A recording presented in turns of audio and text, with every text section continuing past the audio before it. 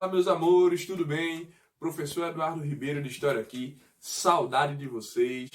E vamos continuar nosso conteúdo, né? Porque a história ela não pode parar. No nosso vídeo anterior, a gente falou muito sobre a questão da recapitulação, né, das coisas ligadas ao passado de um Brasil colonial. E hoje a gente vai dar continuidade sobre isso. Terminamos nosso vídeo, nossa aula, falando sobre Dom Sebastião, de como Dom Sebastião era um jovem, muito jovem, que assumiu o reinado, assumiu a coroa, assumiu a monarquia portuguesa, novo, sem experiência, com o futuro todo pela frente, e era um jovem muito devoto, muito católico. Né? No catolicismo da época, a gente terminou o vídeo falando sobre isso, tinha muita questão das inquisições, das cruzadas, da eliminação do infiel. Dom Sebastião ele age de acordo com essa mentalidade da qual ele foi formado. Lembre-se que, neste momento, a gente tem pouco tempo saído do período medieval. Mas a mentalidade medieval ainda era muito forte. Muito forte. Porque há tempos atrás, os avós, os pais, os tios foram criados com aquele pensamento medieval que transmitem para os filhos, para os sobrinhos. Então, romper com a tradição, com a ideologia, não é uma coisa tão fácil, tão simples, né? Venhamos e convenhamos. Então, a situação de Dom Sebastião é muito desse pensamento medieval. Dom Sebastião, ele coloca na cabeça a seguinte coisa, que ser um católico fervoroso, um católico fiel, ele deveria levar o nome de Cristo para frente. E ele, como rei, ele tinha então duas funções. Levar o nome de Cristo para frente e o nome de Portugal para frente, para fazer Portugal ser o país exaltado entre todas as nações. É o pensamento do Dom Sebastião. Dom Sebastião, ele age dessa forma, ele pensa dessa forma, a ideologia de Sebastião é voltada e pautada em cima disto. Como é que Sebastião ele faz?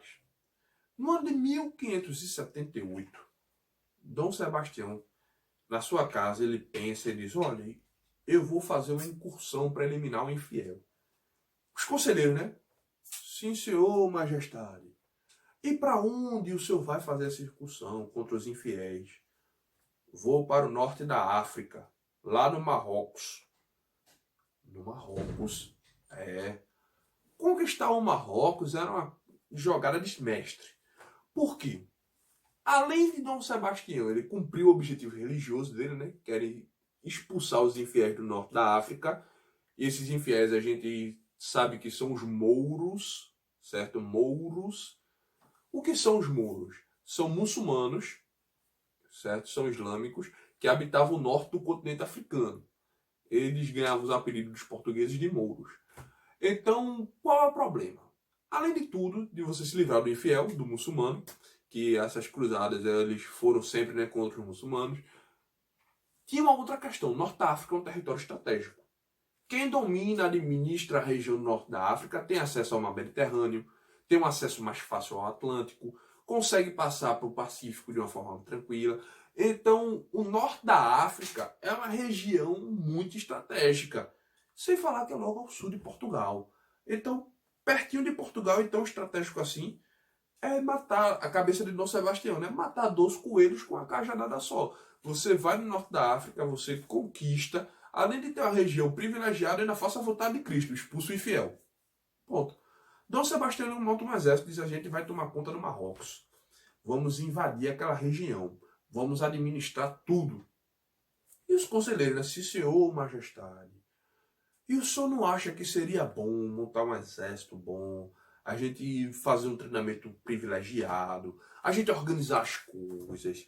O senhor não acha que seria proveitoso a gente administrar bem, fazer um bom plano de guerra, para que nenhum de nós tenha problemas com isso? Não seria bom? Dom Sebastião disse, não. A vontade de Cristo nos fará vencer. A vontade de Cristo vai fazer a gente chegar à vitória. Ninguém poderia contestar o rei, né? Nessa época os reis eram incontestáveis, eram absolutos. Então, tá, o rei quer, vamos, né?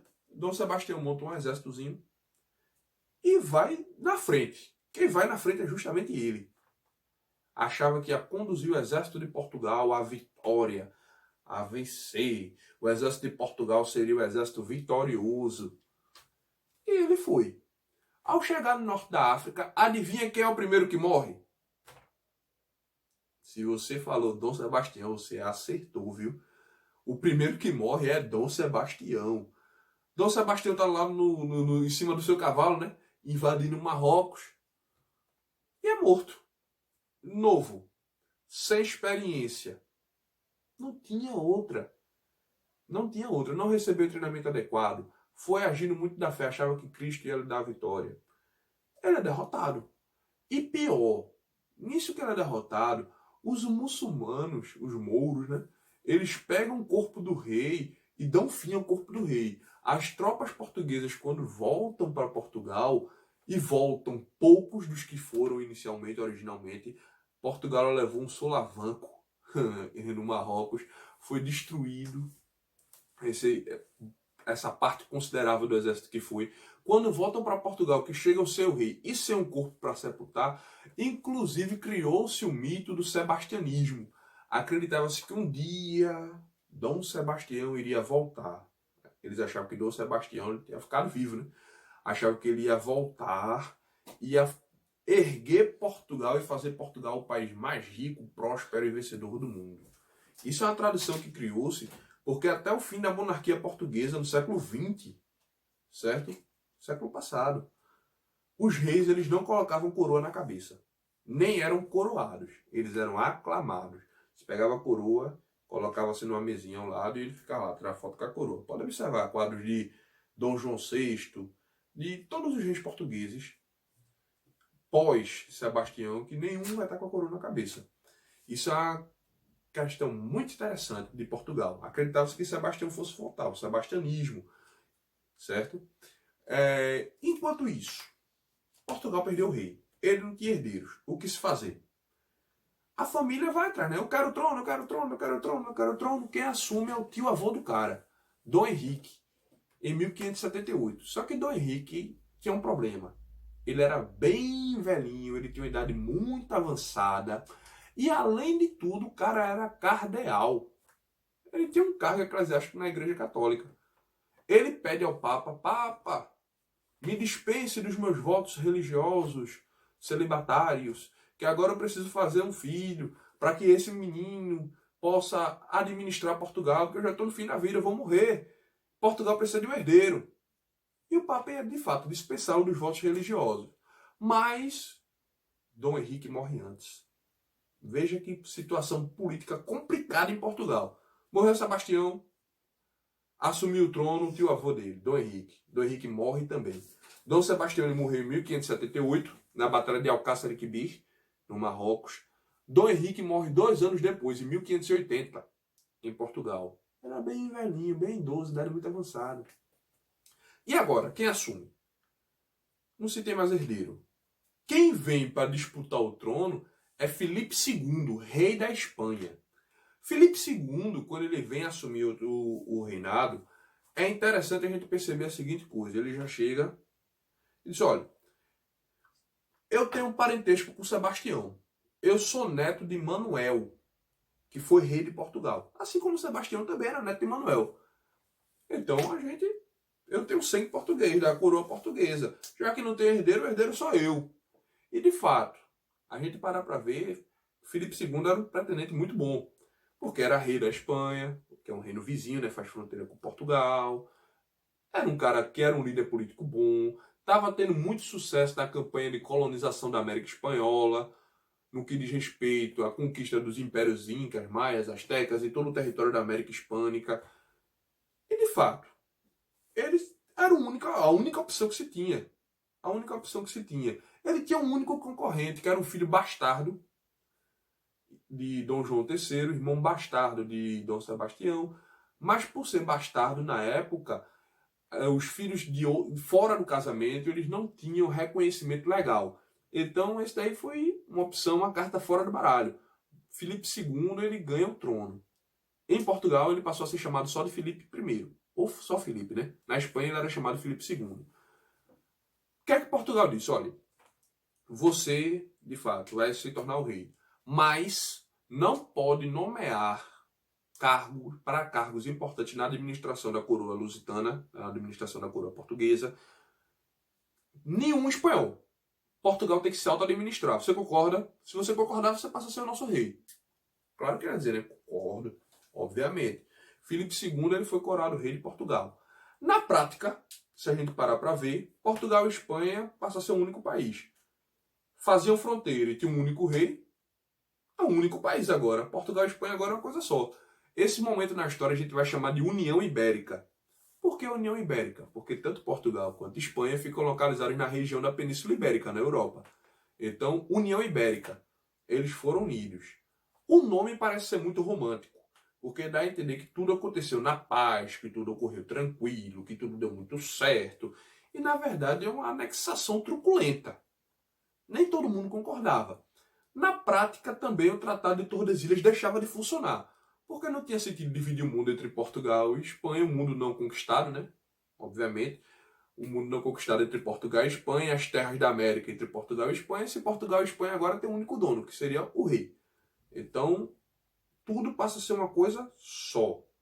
É nesse momento que o Tratado de Tordesilhas ele deixa de vigorar, que exploradores dentro do Brasil eles começam a adentrar para dentro do território atrás de ouro. São os bandeirantes, atrás de ouro, atrás de nativos para poder escravizar. E é por isso que o território brasileiro depois ele vai expandir tanto. Se vocês forem olhar no mapa das capitanias hereditárias, era só o litoral nordestino. Depois, com essa incursão para o interior do país, se vai conquistando mais territórios, e depois que Portugal ele vai voltar a ser independente, a gente passa a ter uma configuração mais próxima da atual, graças ao Tratado de Madrid, mas esse é assunto para outra aula, tá certo? Na prática, o que aconteceu? Isso. Portugal e Espanha é o único país. Aí tem um problema. Quem é que vai ficar responsável pela questão do açúcar brasileiro? Portugal, como a gente sabe, produziu açúcar. Ele extraía o açúcar, mas não refinava. E o açúcar consumido na Europa ele era refinado, não era o mascavo, não era o puro, tirado da natureza, ele era refinado. Esse açúcar, depois de produzido no Brasil, ele era mandado para os Países Baixos, especificamente para a Holanda. E a Holanda é que fazia o trabalho de refinar o açúcar e distribuir na Europa. Só que os holandeses eles são inimigos mortais dos espanhóis. Eles não falam com os espanhóis de forma nenhuma. Odiavam os espanhóis. Porque a Holanda, não só a Holanda, mas os Países Baixos de uma forma geral, pertenciam ao território espanhol e tinham se tornado independentes há pouco tempo. E foi uma independência bastante violenta, truculenta e com base em muita guerra, muito sangue derramado. Os holandeses eles são inimigos dos espanhóis. E, nesse momento, eles ganhavam muito dinheiro com o refino do açúcar brasileiro, mas muito dinheiro mesmo. Os investimentos eram altíssimos e o açúcar, na época, era a especiaria mais cara de toda a Europa. É muito dinheiro.